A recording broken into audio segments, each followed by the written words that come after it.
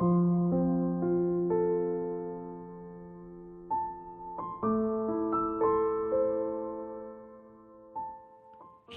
Bapak Ibu Saudara kasih dalam Tuhan. Senang sekali kita bisa bertemu kembali. Ya, baik saudara yang secara online maupun offline di gereja. Puji Tuhan, saya berharap kita semua tetap dalam kondisi sehat dan tetap semangat di dalam mengikuti Tuhan, di dalam melayani Tuhan. Puji nama Tuhan. Baik, pada hari ini kita akan kembali bersama-sama merenungkan firman Tuhan. Saya ingin mengajak Bapak Ibu Saudara untuk kita lebih dahulu berdoa. Mari kita akan berdoa bersama-sama. Bapa dalam surga, kami bersyukur, terima kasih jikalau hari ini kami boleh bersama-sama belajar akan firman-Mu, urapi hamba-Mu, urapi setiap kami semua yang mendengar dan menyaksikan Tuhan. Urapi setiap kami sehingga kami boleh menikmati lawatan Tuhan, menikmati berkat Tuhan. Terima kasih. Segala roh-roh yang merintangi, menghalangi, kami hancurkan di dalam nama Yesus. Biar Roh Kudus yang beracara dari awal sampai pada akhirnya. Dalam nama Tuhan Yesus kami berdoa. Amin.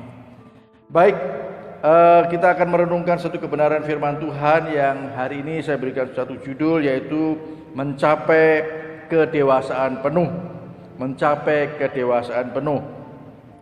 Bapak Ibu Saudara kasih dalam Tuhan, mari kita akan baca di dalam Efesus pasal yang keempat, ayat yang ke-11 sampai dengan 13. Di sana dikatakan, dan ialah yang memberikan baik rasul-rasul maupun nabi-nabi, baik pemberita-pemberita Injil maupun gembala-gembala dan pengajar-pengajar, untuk memperlengkapi orang-orang kudus bagi pekerjaan pelayanan, bagi pembangunan tubuh Kristus, sampai kita semua telah mencapai kesatuan iman dan pengetahuan yang benar tentang anak Allah, kedewasaan penuh dan tingkat pertumbuhan yang sesuai dengan kepenuhan Kristus.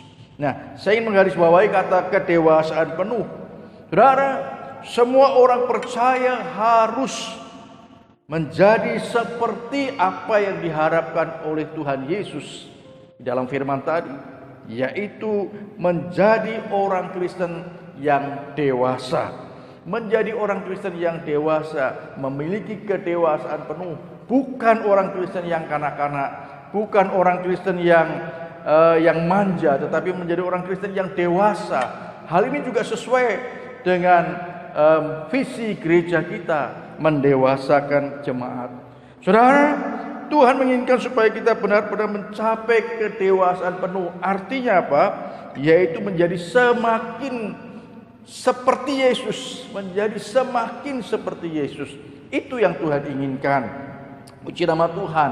Nah, bagian yang pertama, peristiwa yang terjadi saat ini, ya, peristiwa yang terjadi saat ini, ya, kalau kita melihat bahwa kita sudah melewati 3 bulan lebih, kita masuk di dalam masa pandemi COVID-19, ya, firman Tuhan kita akan baca di dalam Mazmur 91 ayat yang ke-5 sampai dengan ayat yang ke-7. Di sana dikatakan, engkau tak usah takut terhadap kedahsyatan malam, terhadap panah yang terbang di waktu siang, terhadap penyakit sampar yang berjalan di dalam gelap, terhadap penyakit menular, perhatikan, terhadap penyakit menular yang mengamuk di waktu petang. Walau 1000 orang rebah di sisimu dan 10.000 di sebelah kananmu, tetapi itu tidak akan menimpamu. Haleluya, puji nama Tuhan. Firman Tuhan, ya, buat kita semua. Engkau tak usah takut. Ya, tentunya kita memang tidak perlu takut, ya, dengan kondisi saat ini, pandemi COVID-19. Tetapi tentunya kita juga tidak mau sembrono.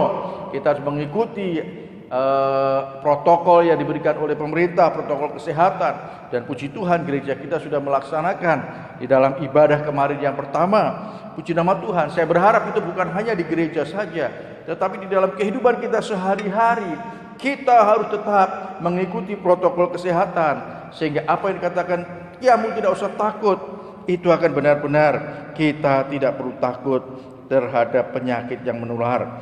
Puji nama Tuhan. Namun di satu sisi, apa peristiwa yang terjadi saat ini adalah semua itu seizin Tuhan. Tuhan ingin, ya, membentuk kita benar-benar untuk menjadi orang-orang yang dewasa, dewasa secara rohani, yaitu melalui peristiwa-peristiwa yang terjadi di sekitar kita. Jikalau saat ini kita menghadapi pandemi COVID-19, itu adalah cara Tuhan yang Tuhan izinkan supaya anak-anak Tuhan, ya, orang-orang yang percaya pada Tuhan Yesus menjadi orang-orang Kristen yang dewasa. Ya, puji nama Tuhan.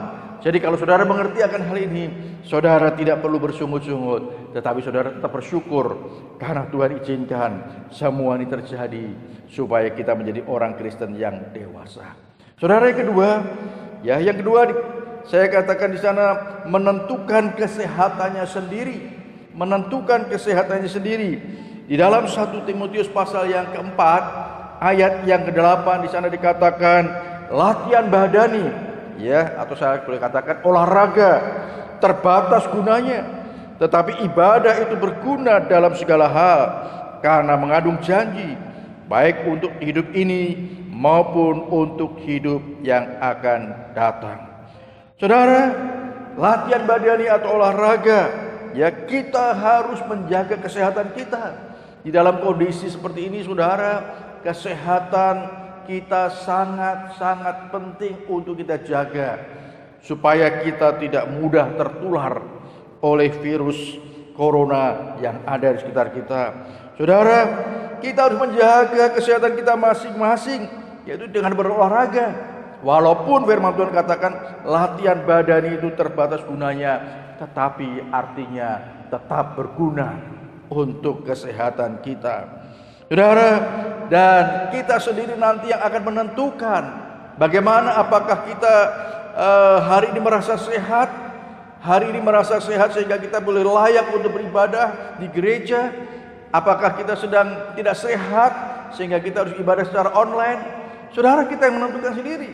Nah, kalau kita tidak menjaga kesehatan kita, kalau kita tidak menjaga kesehatan kita dengan berolahraga, dengan makanan-makanan yang bergizi, minum vitamin, saudara, ya, mengikuti protokol kesehatan, saudara, nanti berarti saudara kalau tidak sehat terus, saudara tidak bisa ikut beribadah di gereja.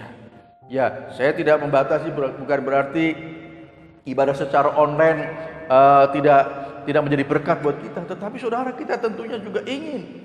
Saudara, saya berharap saudara, walaupun saudara usianya, ya, memenuhi kriteria, karena sekarang ini ditentukan bahwa yang bisa ibadah secara offline adalah usia 13 sampai 59 tahun. Saudara, saya berharap saudara tetap harus menjaga kesehatan.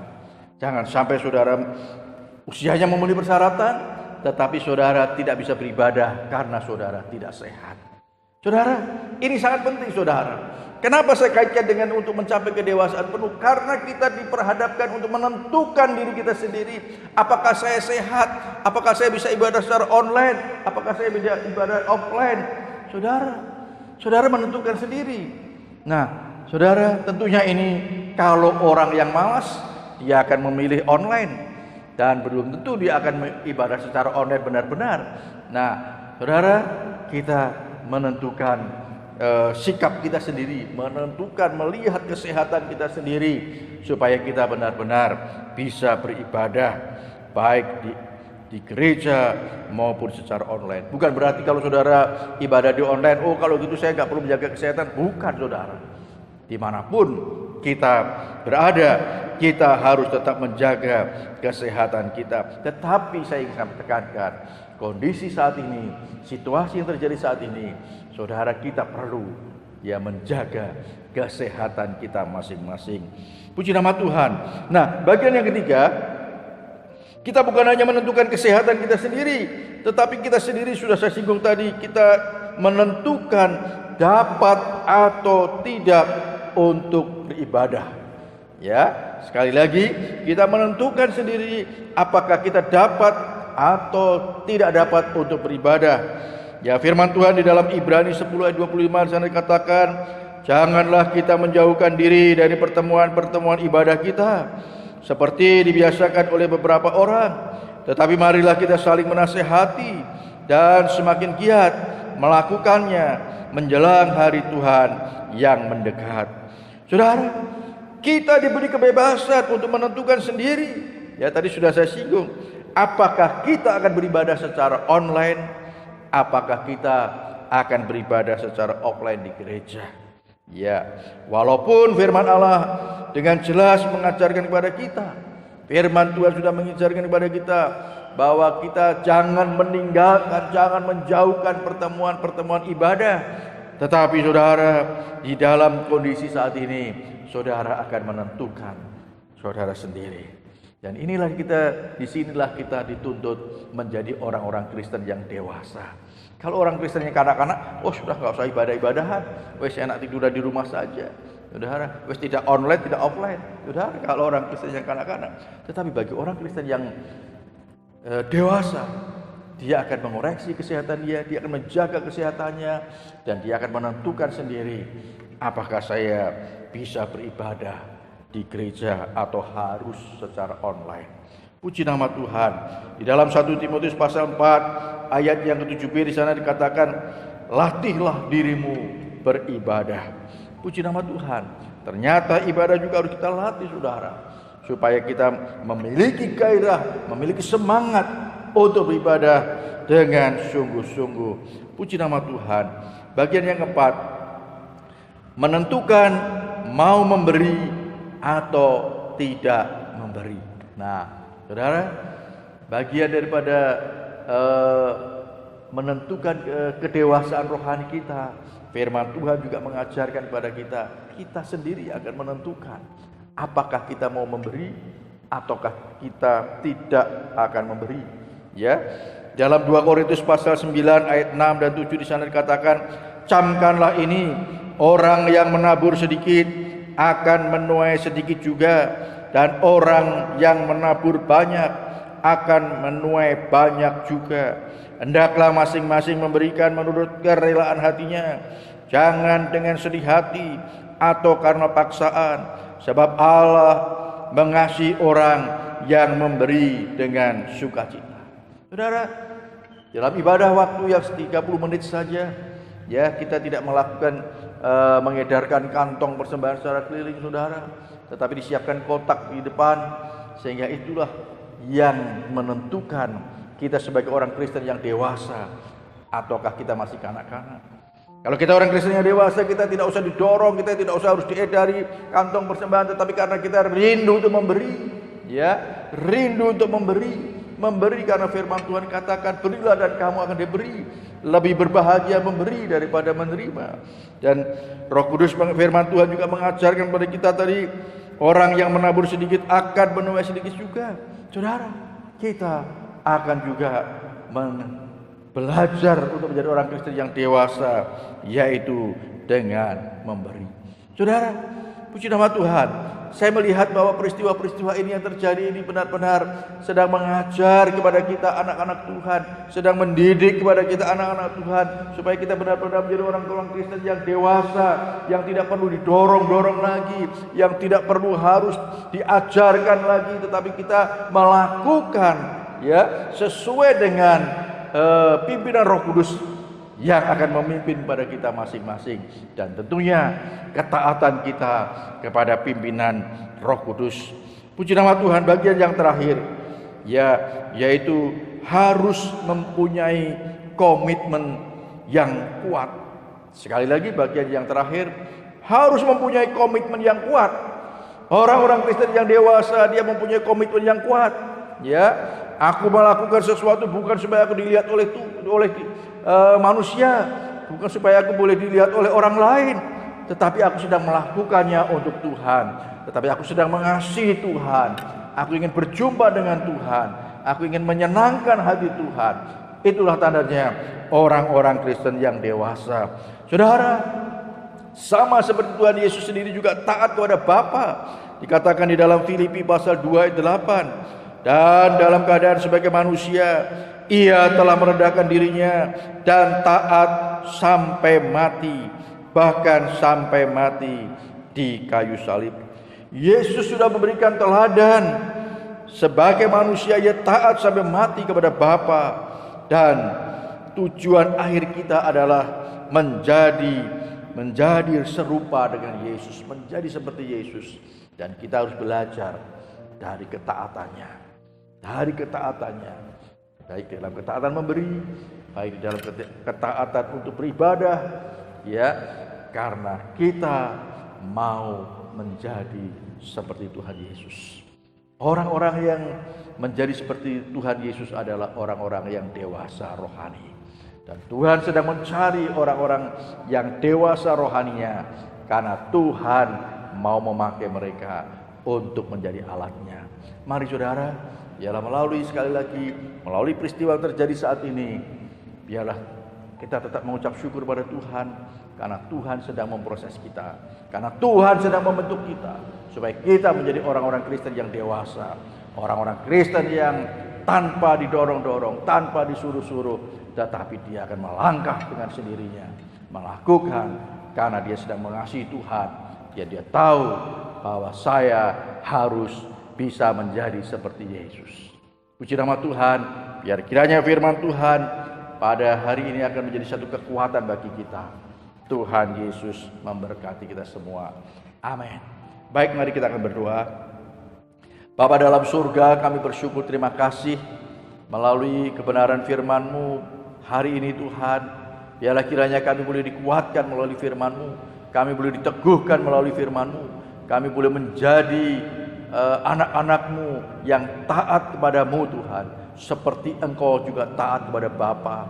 Terima kasih Tuhan Yesus, kami mau menjadi orang-orang Kristen yang dewasa, yang tanpa didorong, tanpa disuruh, tetapi kami sudah mengambil satu keputusan sendiri untuk setia beribadah kepada Tuhan, untuk setia di dalam memberi pekerjaan Tuhan. Terima kasih Tuhan Yesus.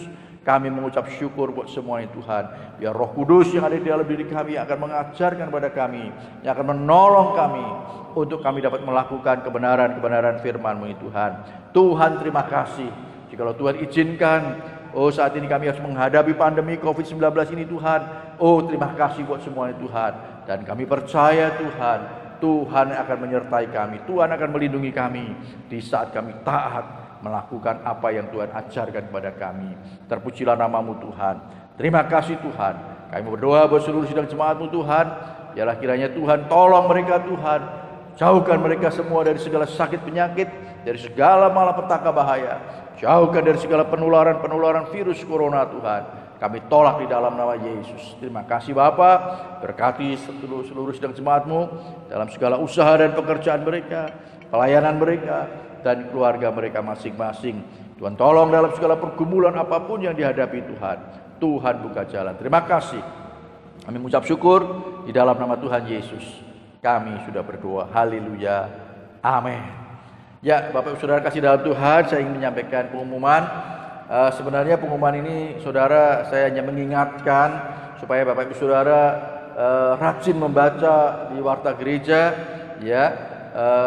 Di pengumuman itu di belakang itu, karena pengumuman itu sangat penting bagi Bapak Saudara. Dan kemudian tentunya saya juga tetap mendorong Bapak Saudara supaya setiap hari ada mesbah keluarga, ya. Gunakan itu renungan sepekan warta gereja itu menjadi bahan untuk mesbah keluarga. Nah saudara, sekali lagi saya ingatkan, jangan lupa selalu yang akan datang beribadah hari Minggu di gereja mengisi checklist dan menandatangani. Dan Bapak Ibu Saudara yang merasa kurang sehat, ya, saudara tidak usah datang ke gereja, saudara ikut online saja. Dan saudara juga yang habis bepergian dari luar kota, saudara tidak usah ikut ibadah di gereja, tapi saudara ibadah secara online. Tapi benar-benar saudara, ya, benar-benar kalau saudara mau mengikuti online, benar-benar ikuti secara online. Karena disinilah Tuhan ingin melihat apakah kita benar-benar menjadi orang Kristen yang dewasa. Terima kasih, ya. Puji nama Tuhan. Saya terus berharap para PKS, TPC, ya, gereja kita ada TPC saudara, tim penanggulangan COVID-19, ya, dan juga tim revitalisasi akan tetap semangat di dalam melayani Tuhan. Puji nama Tuhan. Tuhan Yesus memberkati kita semua. Amin. Haleluya.